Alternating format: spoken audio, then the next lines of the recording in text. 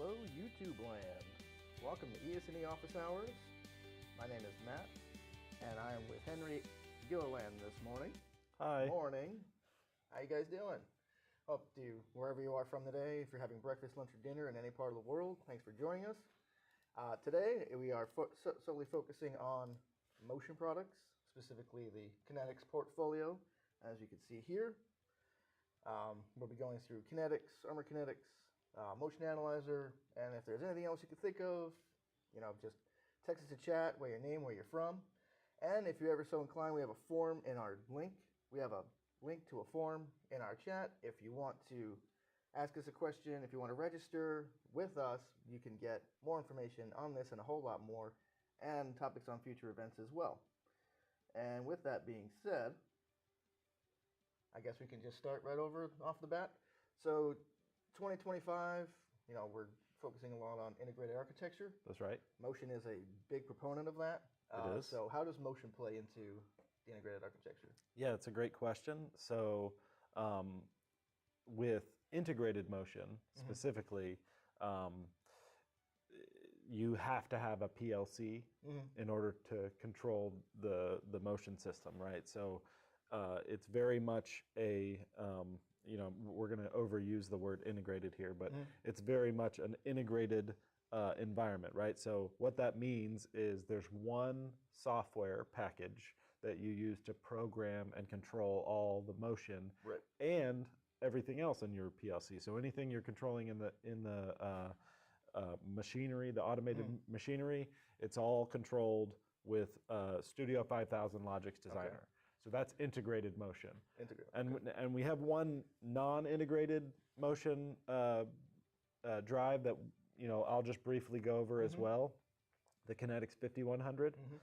So it's what you might call a standalone drive. So you don't necessarily need a PLC. There is some integration that you can use with it, but it's not necessarily an integrated motion drive. So let's start with the 5100. And I see I put a picture up here of what we have, all the offerings from Rockwell.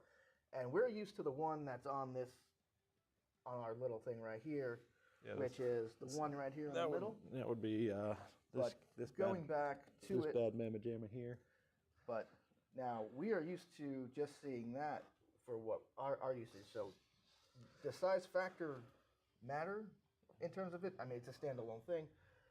But does size matter in these units for the type of application you're running? So there's a broad range of size options with the 5100. It doesn't have to be just a small servo motor. It can be a large servo motor as well.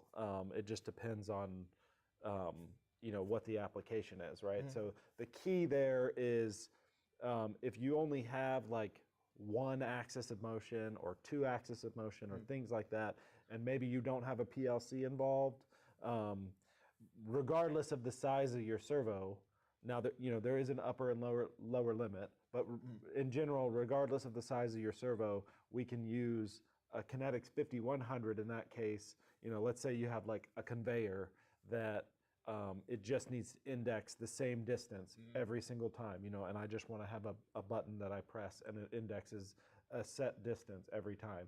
That would be a good application for the 5100. I don't have to have a PLC. I just have a digital input on the drive that I can hit and it'll index. Does weight matter? It does matter in terms of sizing the servo up front, right? So, obviously the heavier something is, the more torque you're going to need on the servo. So that, so weight does matter, but again, in terms of specifically picking the Kinetics 5100, what I would say is, you're mainly focusing on, what else do you have going on in the system? Like a lot of customers will have, a lot of people will have machinery that has existing PLCs that can control a servo. And so even if they're adding, one axis, well, maybe it doesn't make sense to use a Kinetics 5100 because I've already got a PLC that I can use an integrated motion solution with. So there's kind of different factors that go into picking one over the other.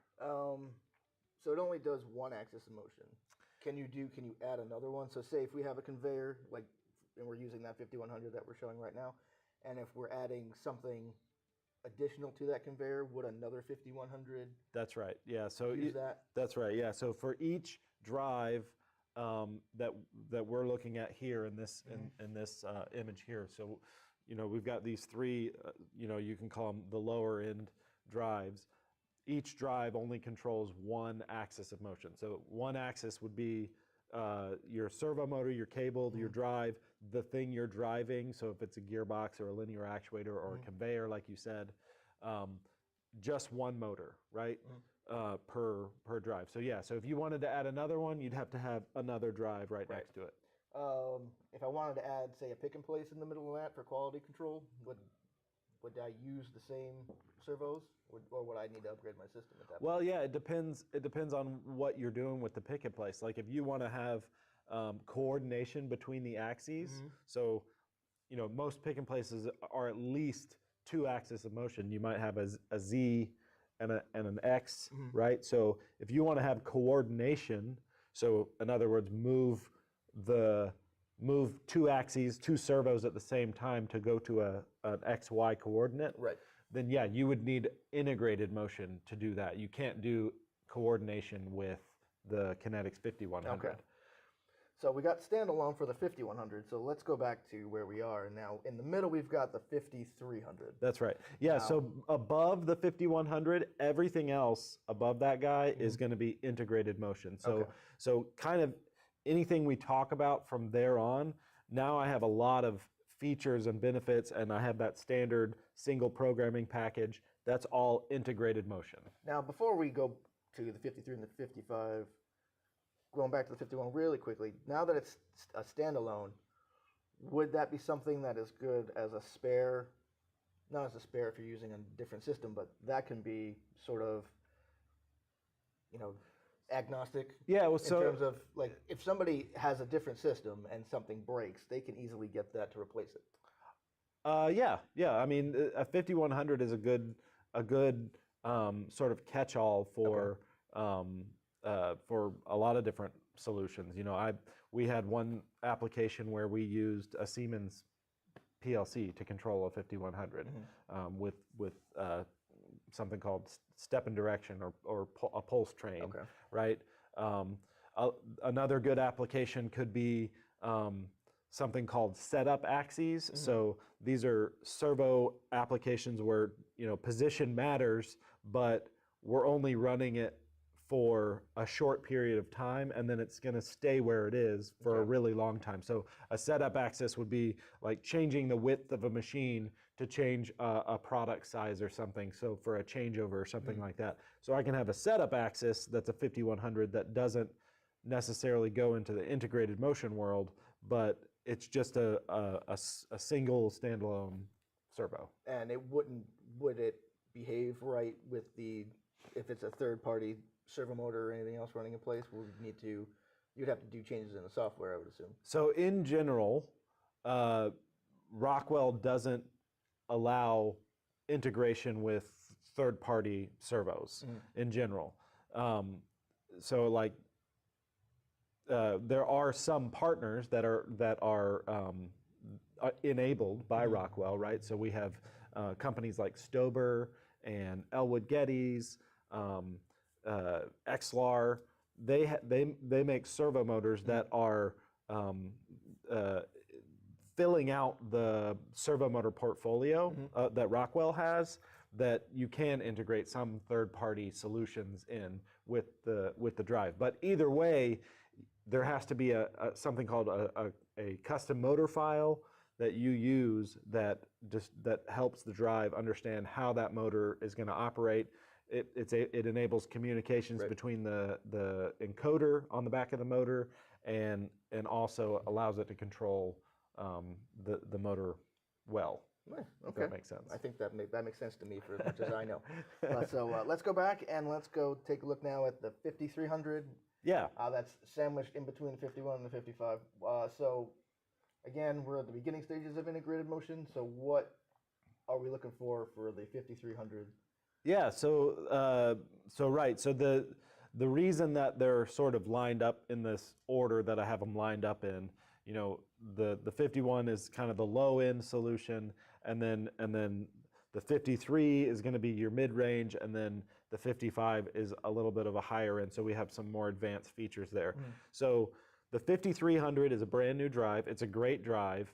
It has a lot of advanced features that haven't been available with integrated motion solutions in the past. Things like auxiliary encoder input that's available just by default, and some advanced software features, advanced tuning features. There's something called a virtual torque sensor that's available. So some really nice programming and software features, as well as hardware features that are available with the 5300. The fit for the 5300 is going to be, as I said, your sort of mid-range solution. So you're going to use the TLP motor. So you had that image up there with the whole line, right? Right, I'll bring it back up. So those are those TLP motors there that are designed to work with both the 5100 and the 5300. So that's a really low cost motor solution. That is going to be used for applications where you don't necessarily need, you know, the encoder to be absolute feedback and things like that. So there would be a TLP motor on the side, something like that. So that one is actually a VPL motor. That's so a there, VPL motor. I do have a TLP motor in this demo kit. So if you move down to, let's see. Actually, I've got one over here. I'll just pull it. It's right here. You want to pull it in? Yeah. Yeah. So I've got this guy right here. So you can pull it in. What do we got here? So this guy right here is a TLP motor, right? Okay. So some differences to look at, right? So as you can see, I have this sort of pigtail style connector set, right? So I have power and feedback. So those are separated, and they're these sort of plastic style connections. Yeah.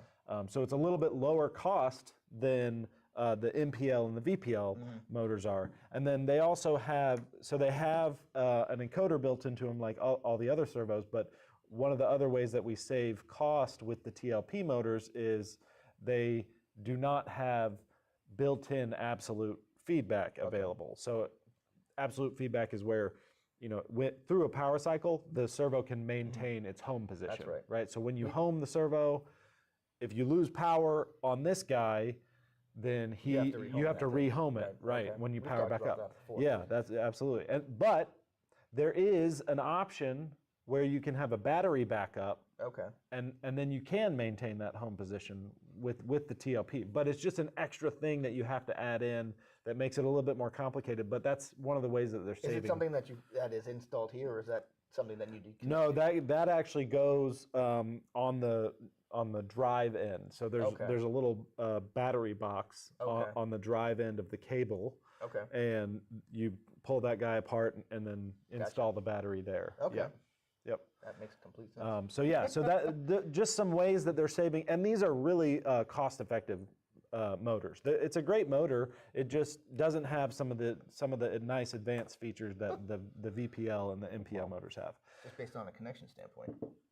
Yeah, right. So you know, while we're talking about this, the 5300 and the 5100 can also run the MPL motor, which is this guy right here. So, you know, as you said, as you just pointed out, right, we have these nice big metal connectors for power and feedback, so really robust there. We do have the ability to have multi-turn absolute feedback without a battery backup. So just, you know, some more robust features that are available with the MPL motors. Okay. These guys have been around for a while, so really cool application for upgrading, right? So there's, you know, the Kinetics 300 and 350, Ultra 3000, those drives are obsolete now, right? But those drives could also drive this MPL motor. So there's a lot of applications out there where the MPL motor was being used, and now I can upgrade my drive and just keep my motor the same, the exact same motor, right? So that's really nice. It's a nice feature. You only need to replace the drive. You don't exactly. Need to replace that's right. That is.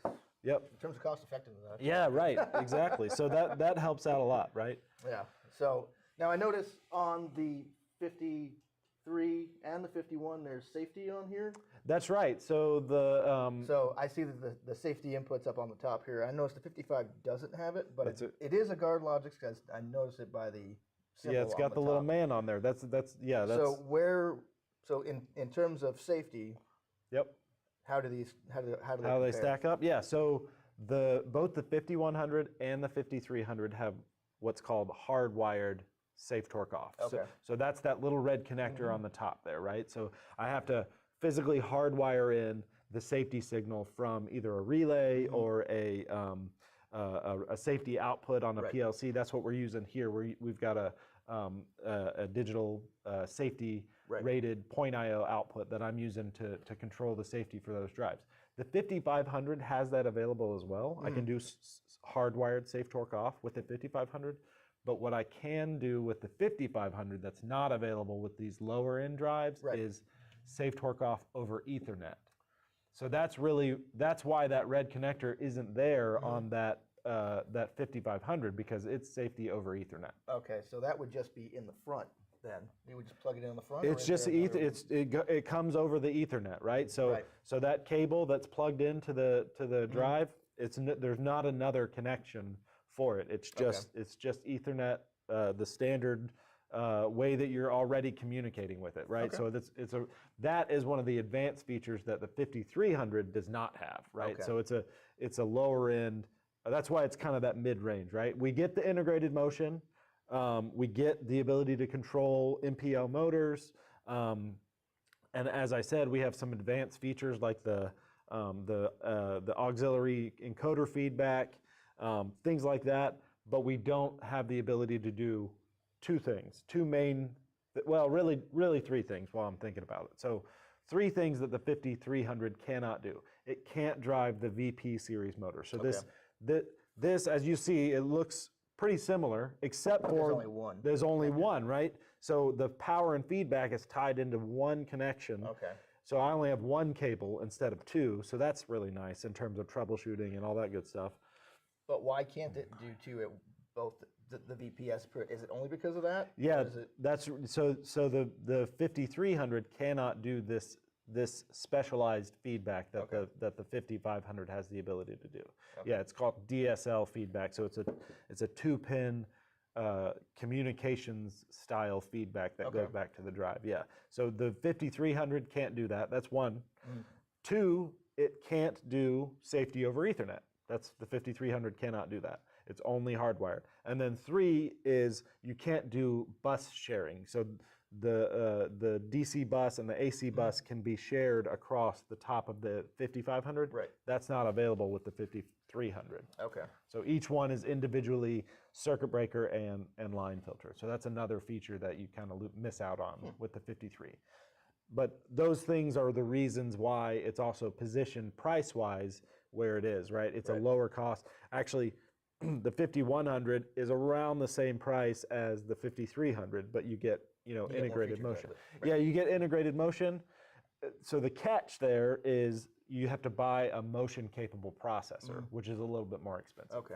Going back to safe torque off quickly, what's the difference between is it the same between a safe torque off on a motion drive and a safe torque off on a VFD? It is, yeah. It is the same principle, right? So it's preventing current and torque from going to that shaft of the motor, and that's the same whether it's a servo motor or an AC induction motor. Yeah. Now you wouldn't use you wouldn't use it together, right? Like if you had a VFD and a servo drive at the same time, you wouldn't put safe torque off on both, would you? Yeah, well, yeah. If you have an application where, let's say, you got like a fan or a pump that's an AC VFD, and then I've got a servo over here, those guys are going to be all daisy chained or wired together so that when you hit an e-stop, everything stops. Okay. That's what those little red connectors are for. You're going to have that on all of your devices so that we can stop the whole system. Okay. Yeah. So it wouldn't be redundant. Like you would hit a safe torque off on a VFD and it wouldn't counteract. Yeah, so we're kind of getting into safety system design, which that's a kind of another topic that would probably be a good one as well for office hours. But yeah, you would design the system in a way that it is, let's just say, safe, right? So if you want to have one turn off and not the other, then that's called a safety zone. So you'd have two zones. Okay. But if you only have one zone, when I hit an e-stop, everything stops. Okay. For one zone, yeah. Okay, cool. So now, what are more things on the 55 that we don't have on the 53? Yeah, so I have the 53 up here. Let me show the 55. But what are the differences between that? yeah, so the bit we kind of hit on them. The 55 is a really great drive. It is a so yeah, the Kinetics 5500. The key features that make it really nice. It's a streamlined solution. So it's that integrated safety, right? So you can see I don't have another connection there on the top. That's because I'm getting safety over Ethernet. So I have a safety PLC that's allowing me to do that integrated safety, the safe torque off. I can do the VPL motor, right? So the VP series motor. The reason I say it's not just VPL, right? Because there's different types, there's different flavors of the VP series. Do you have the ability to kind of scroll down so we can see maybe the whole, go down a little bit. the whole drive? There we go. I can pan it down a little bit, so we've got a lot of connectors going on there. Yeah, so you can kind of see, right? So there's the little silver connector. That's where my DSL feedback's coming back. Okay. That's a 2-pin connection versus the serial that's on the 50. Versus the 5300, which has that kind of, it's a VGA style, so it's like a 24-pin connector. Right. So it's a lot more complexity there. And then, so I've just got that 2-pin connection, and then I've got my power going out to the motor. So it's really straightforward. It's a simplified drive. So they tried to keep it as simple and streamlined as possible. And then I'm not showing it here, but as I said, with the 5500, we have the ability to feed up to 4 axis, I think it is, up to 4 or 5, depending on the size of the drive, several axis of motion, all with one circuit breaker and line filter. I can feed into a bank, if you will, of 5500s, where I can share the DC bus and the AC bus across the top of the 5500. So that's another really nice advantage, nice feature of the 5500. Yeah. Nice. And that's a lot of information. Yeah, it is. And the 5500's been around for a while, so it's a tried and true solution. Okay. And we have another separate demo here. We got the 55, now we have the 57. That's right. The big boys. Now we have a couple here. I'm going to show the one that is over on the, really quickly. Now tell us a little bit about the 5700. Yeah, so the 5700 is, as you correctly stated, is the high end or the big system solution for Rockwell, right? So the Kinetics 5700 is going to be used in systems that are, this is speaking in general terms, 6 or more axis of motion. That's where we start to see an advantage for using the 5700. So the really cool thing about the 5700, as you can see, I've got 2 modules here, right? So I have a DC bus power supply, and then I have a dual axis module, right? So that explains the EIO, the dual IO in the front? Yep, that's right. So there's 2, and if you scroll down a little bit, you can see the DSL connectors. There's again going to be 2. You see the little silver connectors there. So I'm driving 2 axis of motion with 1 drive module, right? Okay. So that's kind of a cool feature, right? We get a lot of axis density, if you will, with that guy. So you're gonna but you have to have that DC bus power supply feeding it. That's a key difference, right? Okay. So these other drives that we've been talking about, they take AC power in and they convert it to a DC bus, and then they send out AC power to their own individual axes. With the 5700, the only thing that the access modules are doing is taking DC bus power from the DC bus power supply. That's going to be on the left. Okay. On the left there, right? So that guy's taking AC power in, and he's making the DC bus for everybody. Okay. Yep. So he buses across. and you can kind of see that Right. bus connector there, right? So that's a big difference, and that's one of the reasons why it doesn't really make sense to use the 5700 for like I'm showing a 2-axis system here, but it really isn't a cost-effective solution, right? Because I still have to have 2 modules, right? So it doesn't really make as much sense, especially maybe 1-axis, right? Because then I have to have a dual-axis module and a power supply. Definitely does not make sense. So it's going to make only sense where I have more axis of motion. Now this is only 2. You said dual axis, so this can do X and Y at the same time. That's right. Yeah, that one module can, in theory, do an XY system. And if you wanted to add a Z axis to it, you would add another 57, or would you add? Can you add another one to that if you want to add? Yeah, that's right. So they sort of stack onto each other, right? So you can add as many as sort of is needed along to the DC bus. Now your power supply is going to change, right? So you're going to size your DC bus power supply based on the power requirements of the motors, right? So you'll size your servo motors. They will have an amperage and power requirement, and then that will determine how big that power supply needs to be. Right. So coming back to the ones that we have right next to us here, this only has 1 axis. Is that the difference? Well, yes. So aside from the safety, that's not on top of this one. So this is So this is actually kind of changing topics a little bit, which is fine. We can kind of move on. So I didn't mean to be so abrupt. No, you're good. So this is actually the start of an armor kinetics system. Okay. Right. So armor kinetics is an expansion of the Kinetics 5700 platform. Right. So the power supply here is the same. So I've got a DC bus power supply that's feeding the DC bus across to what's called a PIM.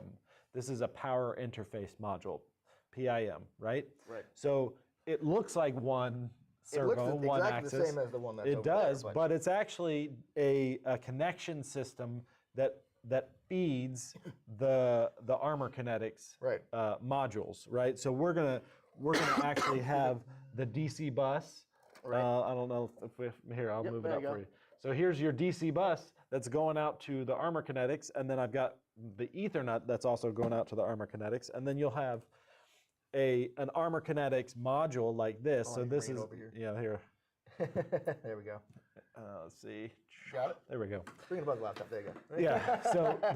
So this is a distributed drive. Right. Right. So this is a DSD. It's an armor kinetics DSD, and it gets its DC bus and Ethernet from that PIM, from that power interface module.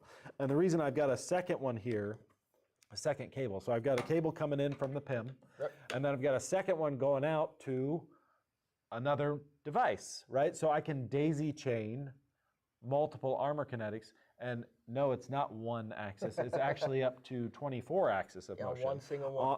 Coming from one cable, right? So talk about saving cable, right? So we've got our power, feedback, and Ethernet communications all in this guy, right? So we're controlling servo motors, AC induction motors, things like that with this armor kinetics distributed drive. And then they also have, I don't have one with me here today, but we also have a distributed motor where you're going to have the drive, and then basically you're going to have a VPL motor stacked on to the end of that drive. So you'll have that in the field, and you can daisy chain this same system to that distributed motor as well. Now you can daisy chain this too, can't we? Yeah, that's right. Standalone? Yeah, no, that's right. So I can have distributed drive, and I can continue to move on and have more and more. Yeah, absolutely. Yep. That's right. A lot of information. It is. Yep. My apologies for the video that played there. That was the Armor Kinetics video, but that kind of killed our sound, so that's kind of try that again. So you can daisy chain up. What's the limit? So size, but upper limit is 24 axis of motion. So if you have 24 of the smallest Armor Kinetics motors, then that's your upper limit in terms of number of axes. Okay. And then if you have larger motors, then you're going to have less axis of motion available to you, and that's limited based on the power output of the PIM. Okay. So Now, can that go? What sort of applications can you use that with? Is it sort of everything? Yeah, anything same exact thing that you'll use the Kinetics 5700 for, right? Or any of these other ones, right? Again, similar to the 5700, the Armor Kinetics is only going to make sense for lots of axis of motion, right? I have a really simplified DC bus and axis system here, but it's a little bit more expensive, so it's not going to make sense for one axis of motion. But if I have like 7 or 10 axis of motion, maybe it does start making more sense. Okay. Right. What about heat? How hot can that get? Because that handles a lot. So how much heat can it handle? Well, so the nice thing is that these devices here are going to be out on the machine, right? So any heat that they create is going to be dissipated pretty easily because it's not going to be enclosed in a cabinet. That's really the nice feature that's available with the Armor Kinetics, right? So we're actually getting a lot of our heat out of the control cabinet and getting it out onto the machine. So we're not building up heat like we were with an in-cabinet solution. So that's kind of nice as well. Nice. Now, if someone were to come to you and want to select something like this, say I've got this application, how would they go about sizing and going about their application? Would they go to Motion Analyzer for something like that?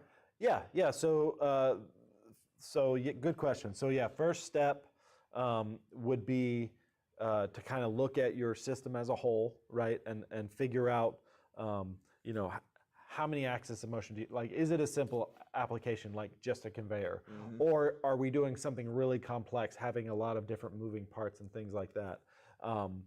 So then we can kind of narrow down which one of these families of drives, which one of the Kinetics drives to use. So maybe we say, hey, we're kind of in the 5-axis range. So that's a good starting point. Maybe we start with looking at the 5500 or the 5300, right? So we kind of start there. And then we have an idea of which direction to head. Then at that point, yes, you would start sizing the servo motors, and you're going to size the servo motors based on your application requirements. So how much does the thing that you're moving around weigh? How much does that weigh? How fast do you want it to move? Those types of questions start to come into play, and then absolutely we start using Motion Analyzer to analyze the system, analyze the actual physics involved with moving things around, and that translates into a motor torque, right? And a motor speed rating. And so then we can figure out what we need in terms of speed and torque of that servo motor. Okay. Yep, absolutely. Should we show an example of Motion Analyzer? How do we? Sure. Yeah, I can pull up maybe a nice. As we set things up here. Yeah. So. All right. So yeah. So this is actually the new Motion Analyzer. Let me just do this here. So this is the new Motion Analyzer. It's all online now. They had an old online one, but they've updated it since. So there's now this. They're calling it Factory Talk Motion Analyzer. This is a free tool from Rockwell. So it has a downloadable version, but then there's also this all online version as well. So you can use Motion Analyzer to put in all of your application information, right? So we've been talking about conveyor. So maybe I have a linear style system, right, where I'm moving something left and right. So then I can select a linear, and then I can move on, and I can start to add in the move dynamics, right? So I can say, hey, I need to move. Let's say I need to move 100 millimeters in half a second, right? So now I've got that information sort of in my system, and this is what's called a trapezoidal move profile. So this red line is our velocity. So I'm sort of ramping up to speed, getting to speed, and then ramping back down. And I should be in position, which would be 100 millimeters from where I started in half a second, right? That's what this profile is sort of setting up for me. And then I can add in things like S-curve, right? So if I wanted to have a smoother motion, I can add that S-curve into the system, into Motion Analyzer, and it'll help me calculate based on that requirement, right? So I actually like to use this tool when I'm programming as well, because you can get a lot of the information that you need to put into motion instructions. You can get that information from Motion Analyzer as well, right? It'll tell you, hey, in order to do this move, this 100 millimeter move in half a second, you need to go 300 millimeters per second, and you need to accelerate at 2250 millimeters per second squared in order to perform that move properly, right? So that's great. That's a great way to use this tool as well. Once you've sized and have your system ready to roll, you can program it using Motion Analyzer also. But yeah, so you can start putting in things like, hey, maybe my load is 10 pounds, or excuse me, 10 kg, and I'm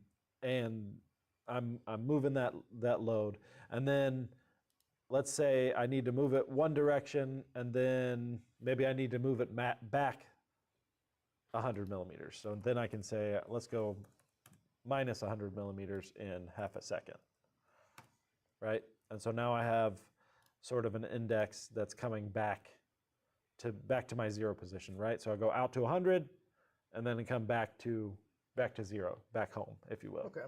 Right? And then I can add in my load here as well, right?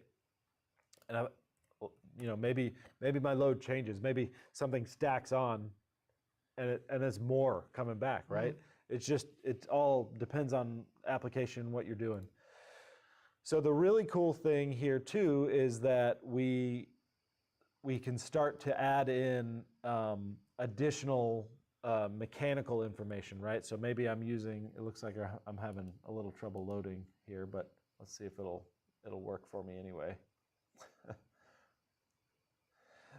So yeah, so if I'm using a linear actuator, something like that, I can actually put that information in as well. Oh, I know why it's not working. It's because I'm off the internet. Well, that's okay. I think we all got the gist, I think. I can get it back going really quick here. But now in terms of, does it handle migration as well for Motion Analyzer? So in terms of migration, it just depends on what you're migrating from and to, right? So let's say you're going from a Rockwell servo to a Rockwell servo, like an old servo to a new servo, right? So there's a great tool in here that's it's a speed torque tool, right? So I can put in an old motor that maybe I was using before, let's say an MP series motor, and let's say I want to upgrade to a VPL motor, right? So I can put in the MPL motor, and then I can put in a VPL motor as well.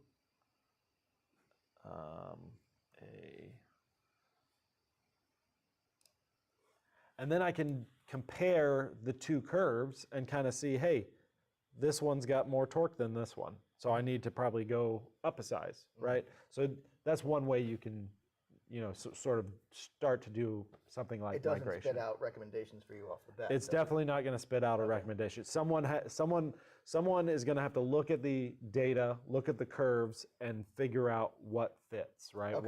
What's going to work. Yeah, there's a little bit of a higher level of knowledge that's going to be involved, but that's kind of where ES&E comes into play, right? We help our customers size these types of solutions all the time. When a customer has a motor that they need to cross over, they'll come to me, and we look at the data, look at the speed and torque of the current application, compare it to the new stuff, and figure out what's going to work based on what the requirements are. Fantastic. So yeah. And we are all about serving customers at ES&E now. If you want to learn more about motion and everything else, everything we just showcased to you here today, anything from the Kinetics portfolio. We do offer a slew of helpful things. You can go to our website at ese.co.com, and where you can get more knowledge. You can sign up for trainings that are handled by us as well as Rockwell themselves. We also have a knowledge base in case you need quick tips and tricks or anything else you need. And you can also, if you're here, you already know about our YouTube channel. So we have a nonstop barrage of videos covering everything else. Now, Henry, we in terms of training, we have multiple things that we have this year. If you want to learn more about motion or kinetics or anything else, what are the options in terms of training options that we have? Yeah, so we're, as you mentioned at the beginning, we have an initiative this year. It's sort of a refocus on the integrated architecture, right? So we have what we're calling the Integrated Architecture Learning Series. And so it's a whole bunch of classes that or lunch and learns or whatever you want to call them, where we're just going through different topics of interest and showing you, sort of one, how they relate back to the integrated architecture. And just as a quick overview, the integrated architecture is the encompassing of the sort of Rockwell portfolio in terms of software and hardware, and how it ties in with everything else, right? So all the end devices, be it Rockwell devices or third-party devices or third-party software, how all of that ties in together, right? So that's the integrated architecture. And then what we're doing is we're showing you how each different individual piece ties in with the integrated architecture. And then we're showing you the new features and benefits that are available for that. So one that I'm doing is, we talked a little bit about the Armor Kinetics. So that's one that I'm running, just an overview and configuration of how to actually set up the Armor Kinetics, what's different, what's the same, and how it kind of fits in as well.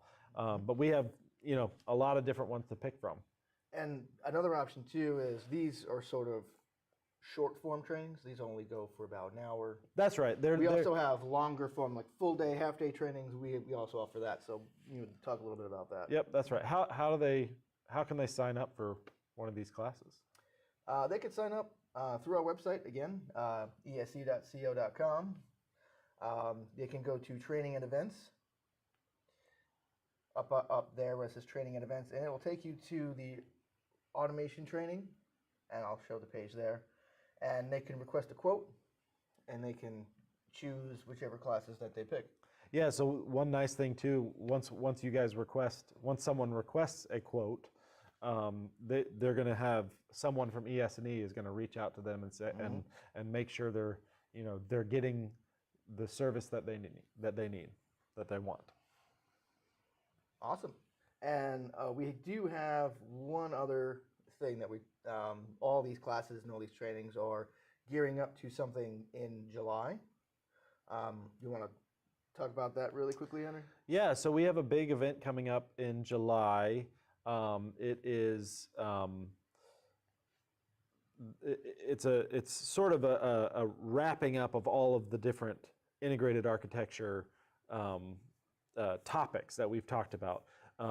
But the difference is we're going to have some hands-on labs that are going to be available as well, that people can attend and really get a better understanding, a deeper understanding of these different products and things. So it's called our Automation Expo, right? So it's kind of like a mini automation fair, if you've been to one of those, or a mini trade show, right? So we're going to have hardware vendors and then opportunity to do hands-on labs. And then also we're going to have a lecture, right? We're going to have lectures, not just one lecture. We're going to have several lectures on different topics.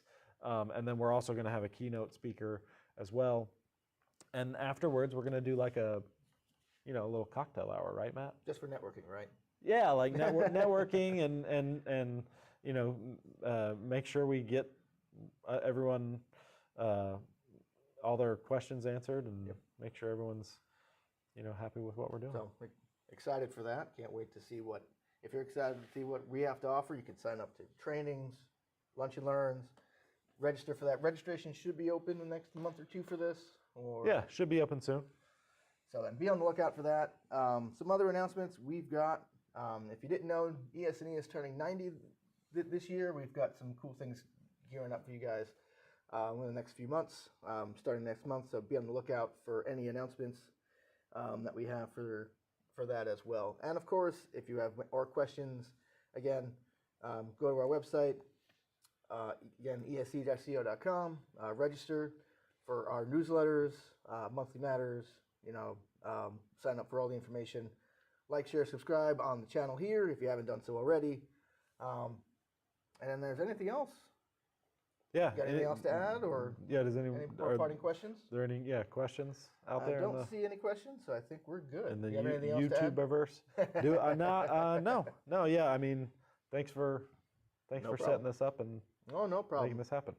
Thank you for attending. Thank you for watching, and we will see you next time on ES&E Office Hours.